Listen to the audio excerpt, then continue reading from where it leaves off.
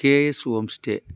இது எங்கே அமைஞ்சிருக்குதுன்னு பார்த்தீங்கன்னா, இயற்கையான சூழ்நிலையில் கொல்லிமலையில் சோளக்காடுலேருந்து 1½ கிலோமீட்டரில் பார்த்தீங்கன்னா, எல்லக்கரைப்பட்டின்னு ஒரு ஊர் இருக்குது. அந்த எல்லக்கரைப்பட்டியில் இந்த இயற்கையான சூழ்நிலையில் அமைஞ்சிருக்கிறது தான் கேஎஸ் ஹோம் ஸ்டே.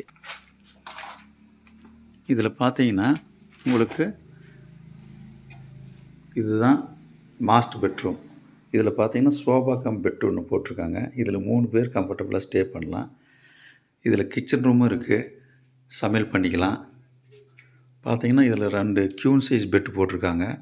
அதில் 6 பேர் கம்ஃபர்டபுளாக தங்கலாம்.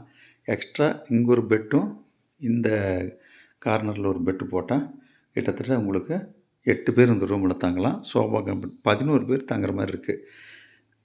மேலே 2 ரூம் போட்டிருக்காங்க. அதில் ஒரு 5 பேர் தங்கலாம். அப்போ பார்த்தீங்கன்னா ஒரே டைமில் 20 பேர் தங்குற மாதிரி இருக்குது.